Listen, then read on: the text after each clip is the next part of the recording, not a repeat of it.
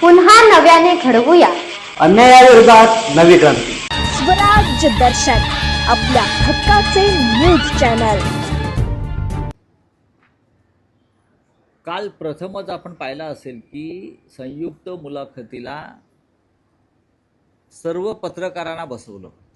पहा, एक ऐतिहासिक मुलाखत घडताना कशी दिसते आहे. दोन धुरंधर एकत्र आले, मुलाखत देणारे आणि मुलाखत घेणारे सुद्धा. आणि एक महाराष्ट्राच्या दृष्टीनं त्याला आम्ही महाराष्ट्राची मुलाखत म्हटलं. ही मुलाखत महाराष्ट्राची, कारण महाराष्ट्राला जे जे प्रश्न पडलेत आणि महाराष्ट्राच्या संदर्भात ज्या ज्या समस्या आहेत त्या सर्व विषयावर माननीय शिवसेना पक्षप्रमुख उद्धव ठाकरे, माननीय महाराष्ट्र नवनिर्माण सेनेचे अध्यक्ष राज ठाकरे यांनी आपली मतं व्यक्त केली आणि खणखणीत पद्धतीने ते बोललेले आहे.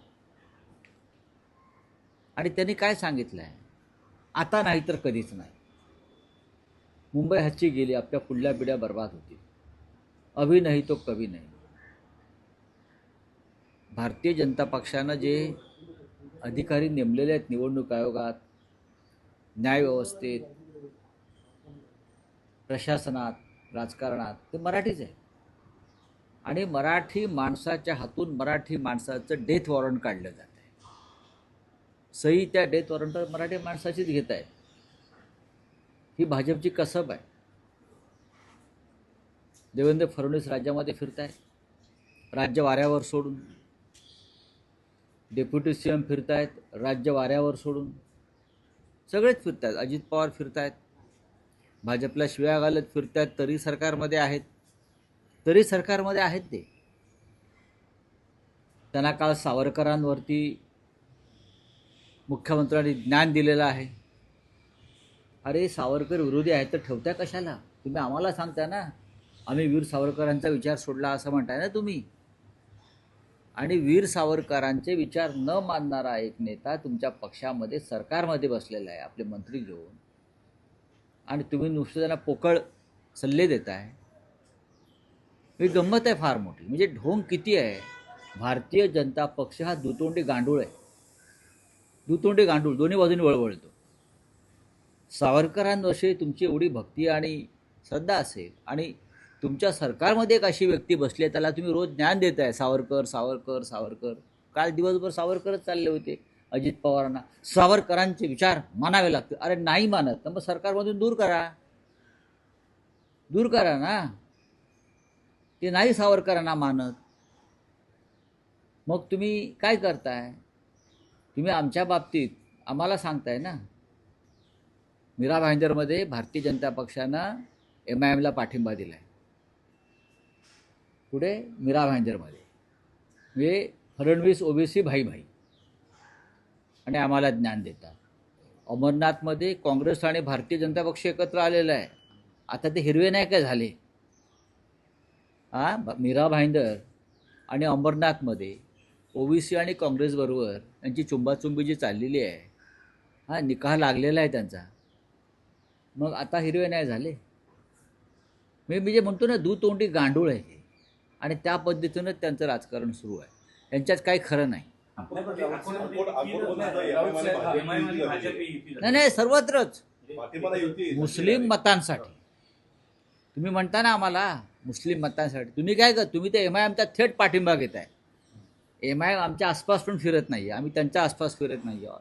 पण अकोटपासून मीरा भाईंदरपर्यंत संपूर्ण महाराष्ट्रात भारतीय जनता पक्षाची MIM बरोबर छुपी युती आहे. आणि काही ठिकाणी उघड आहे. निर्लज्जपणाचा कळस आहे. काही ठिकाणी उघड आहे.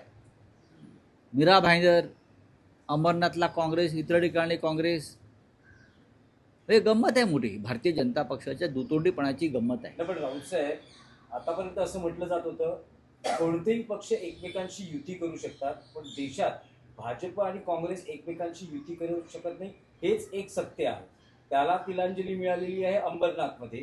तुम्ही असं म्हणतात की भाजप आणि काँग्रेस इकडच्या स्थानिक आघाडीच्या माध्यमातून जर एकत्र येत असेल तर काँग्रेसनेही भाजपशी युती केली आहे ना. महाविकास आघाडी तुमचा पार्टनर आहे. चुकीचंच आहे ते. बघा मी काय म्हणतोय, मी दोघांविषयी म्हणतोय, पण मला आश्चर्य भारतीय जनता पक्षाचं वाटतं. त्यांना काँग्रेसमुक्त भारत करायचं होतं मोदींना. महाराष्ट्रात चित्र वेगळं आहे. एक तर अर्धी काँग्रेस त्याने भाजपात सामील करून घेतलेली आहे आणि उरलेल्या ठिकाणी ते युती करतायत त्यांच्याबरोबर सरळ MIM बरोबर. बघा MIM बरोबर सुद्धा भाजपनं कधी युती केली आहे का मुंबईच्या बाहेर, महाराष्ट्राच्या बाहेर मला माहीत नाही, पण महाराष्ट्रामध्ये नवा पॅटर्न आहे. भाजपला कोणीही चालतो. भाजप कामाठीपुऱ्यामध्ये उभी आहे धंदा करायला.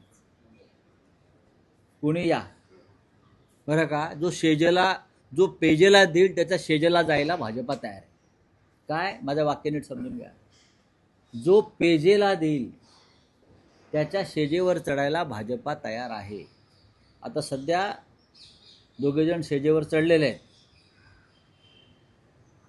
MIM आणि अंबरनाथला काँग्रेस. हा माझा डायलॉग नाही, हा जयवंत दळवींनी त्यांच्या नाटकात गुंतता हृदय हे मध्ये दिलं एक सुंदर वाक्य. जो पेजेला देईल त्याच्या शेजेवर. भारतीय जनता पक्ष सध्या महाराष्ट्रात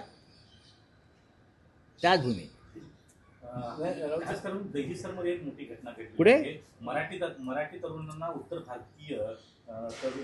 भारतीय लोक मारत असल्याचं एक मोठी हे झाली कुठे घडलंय? दहिसरमध्ये.